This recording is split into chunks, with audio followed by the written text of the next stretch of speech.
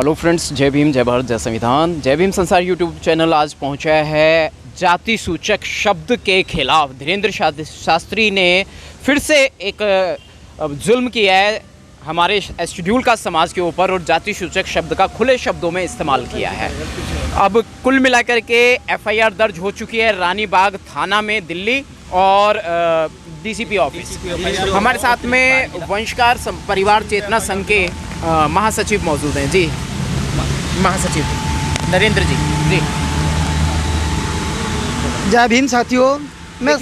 मैं ये जानना चाहता हूँ, इसने एक बार अभी कुछ दिन पहले धीरेंद्र शास्त्री ने बुजुर्गों का अपमान तो ये करता ही रहता है, बिल्कुल, और एक बड़ी भद्दी सी भाषा का इस्तेमाल करता है कि इतने बड़े मंच पर बैठा है, इतना बड़ा प्लेटफॉर्म इसको मीडिया ने दे दिया है, ये कुछ ज़्यादा ही हाईलाइट हो गया है और इतना ऊंचे पर जाकर ये मात्र 25-26 साल का या 30 साल का युवा होगा, इससे ऊपर का नहीं है ये।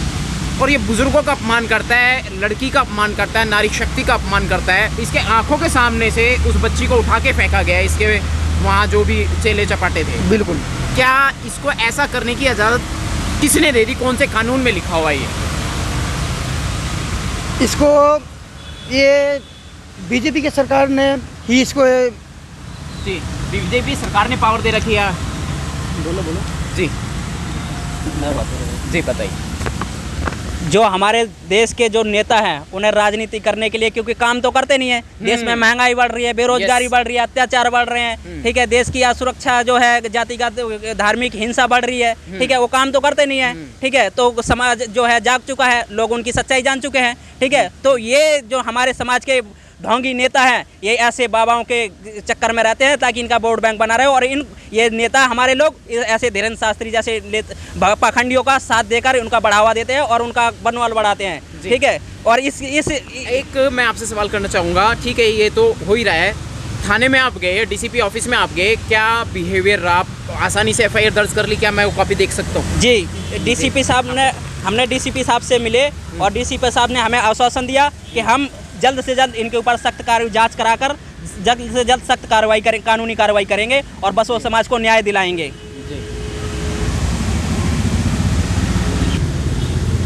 ये डीसीपी ऑफिस से रिसीव, ये डीसीपी ऑफिस से रिसीव कंप्लेन है, ये आप देख रहे हैं, मोहर देख रहे हैं, और ये इस तरीके से ये धीरेंद्र शास्त्री जो अपने आप को एक शहंशाह समझता है, जिसने लोगों का अपने आप को मालिक मान लिया है कि वो चाहे जो करेगा और उसके खिलाफ कोई कानूनी कदम नहीं उठाया जाएगा। लेकिन आज दिल्ली पुलिस ने डीसीपी ऑफिस में उनके खिलाफ एफआईआर दर्ज कर ली है और रिसीविंग दे दी है। ये रानी बाग थाने से एफआईआर कराई गई है। अभी हमारे साथी वहाँ पहुँचे थे और उन्होंने ये एफआईआर दर्ज करा के, सामने आप जो टीम देख रहे हैं, वंशकार बसोर परिवार चेतना संघ जी। अब अगला कदम क्या होगा? एफआईआर दर्ज हो गई, कितने दिन में धीरेंद्र शास्त्री की गिरफ्तारी होने वाली है? उन्होंने हमें डीसीपी साहब ने आश्वासन दिया है कि जल्द से जल्द हम इसकी जांच कराएंगे। जांच कराने के बाद उचित कार्रवाई कर, उन एफआईआर दर्ज कर उनके ऊपर उचित कार्रवाई करेंगे और देश की आंतरिक सुरक्षा के साथ जो ये खिलवाड़ कर रहा है उसके ऊपर रस्सूका लगाकर उसकी तुरंत गिरफ्तारी की मांग करी हमने। क्या गिरफ्तारी में कोई बाधा आने की शंका है आपको? जरूर, क्योंकि ये बड़े बड़े जो हमारे समाज, हमारे देश के जो ढोंगी नेता हैं, जो काम नहीं करते देश के लिए, जो संविधान की शपथ तो लेते हैं लेकिन समाज की जो है समानता के रूप से देखते नहीं है, ठीक है। जी बोलिए आप। जो ये देख लो, इसकी कितनी भद्दी वाणी है। बालाजी की कृपा है कि नहीं? ब्राइटनेस तो ही नहीं रही।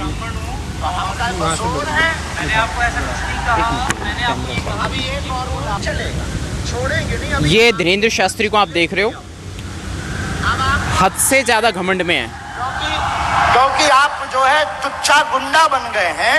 आप देखने चले आए थे कि हम बाबा का पर्दाफाश करके मानेंगे, और आप चले आए थे कि बालाजी की कृपा है कि नहीं? नहीं, मैं खुद ब्राह्मण हूँ। तो हम क्या बसोर हैं? मैंने आपको ऐसा कुछ नहीं कहा, मैंने आपको ये कहा। अभी एक और बुलाओ, जिसको आप बुलाओ। नहीं, हम नहीं मानेंगे। मेरी नजर में वो लव नहीं लिखा हुआ, एफआईआर में सारी डिटेल्स वो लिखी गई है। कहेंगे ये लिखा हुआ है। अच्छा ठीक है, कोई बात नहीं। अगर आप कहते हैं कि हम नहीं कहते, पर्चा कहता। ठीक है, ठीक नहीं, पर्चा कह रहा। नहीं,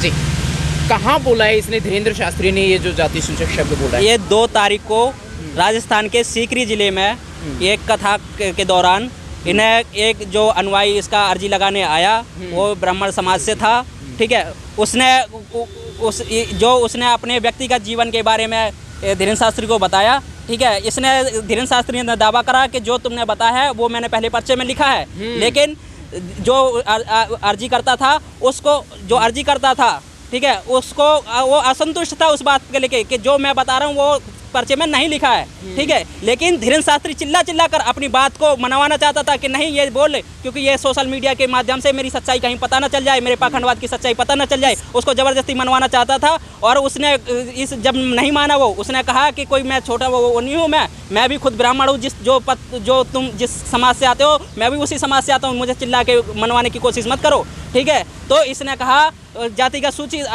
जो हमारे समाज को अपमानित करते हैं, मानसिक हीन दूषित मानसिकता से कहा कि क्या मैं बसोर हूँ, क्या बसोर इंसान नहीं होते, क्या बसोर इस समाज का मूल निवासी नहीं है क्या?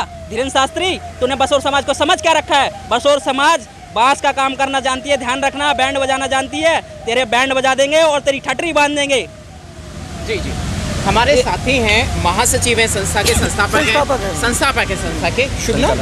मेरा धनीराम बसोर नाम है। धनीराम बसोर जी हमारे साथ में हैं। और देखिए यहाँ लोगों में बहुत आक्रोश है, देश भर में FIR दर्ज हो रही है इस मामले में, और दिल्ली की टीम ने अपना काम किया और आज 2 जगह इनकी कंप्लेंट दर्ज करा दी, दिल्ली पुलिस को जानकारी दी गई है और रिसीविंग मिल गई है। अब कुल मिलाकर के ये कि बसोर जो है इतना बढ़िया काम करते हैं, इसमें क्या हीन भावना की से देखना? ये जो पहले से जो परंपराएं चली आ रही हैं, ठीक है, ये चाहते हैं ये इस देश को कि वही जो उसी ये समाज के लोग आगे क्यों बढ़ गए, ये समाज के लोग आज वही काम क्यों नहीं कर रहे? क्योंकि हमारे समाज के लोग आज जज हैं, वकील हैं, इंस्पेक्टर हैं, टीचर हैं, बड़े बड़े ओहदे पे, बड़े बड़े पदों पे विराजमान है। तो इनके जो दिमाग में है वो जातिवाद की जो हीन भावना है वो खटक रही है, हमारे देश की तरक्की देख के जल रहे हैं, ठीक है। ये जलने की वजह से ये हमारे समाज पर टिप्पणी करके दोबारा हमारे समाज को वही काम कराना चाहते हैं। लेकिन ध्यान रखना धीरेन्द्र शास्त्री, ये दोबारा होने वाला नहीं है। ये देश, ये समाज, ये जाग चुका है। ये तुम्हारे अंधभक्ति और पाखंडवाद में पड़ने वाला नहीं है। दृष्टि में सभी इक्वल हैं, बिल्कुल। ये संविधान की दृष्टि में सब इक्वल है। जिस तरह के भी उतने ही अधिकार है, हमारे भी उतने ही अधिकार है। हमारे बाबा साहब ने सबको समान अधिकार, इस देश को जो है, ये देश संविधान के आधार पर चलता है। इसमें समता, समानता, बंधुता, भाईचारे की भावना है। जिस तरह के बगीचे में एक जो है अलग अलग प्रकार के जो फूल है वो बगीचे की सुगंध को और सुंदरता को बढ़ाते हैं, इसी तरह हमारे देश में जाति, धर्म, क्षेत्रवाद, भाषा, रंग आदि को लेकर इस देश की जो है एकता, अखंडता को बना के रखता है। इस देश की परंपरा है, इस देश की जो है विरासत है। ये देश के विभिन्नता होने के बाद भी खूबसूरती धर्मनिरपेक्ष राष्ट्र है, सेक्युलर नेशन है, गुलदस्ता है विभिन्न फूलों का।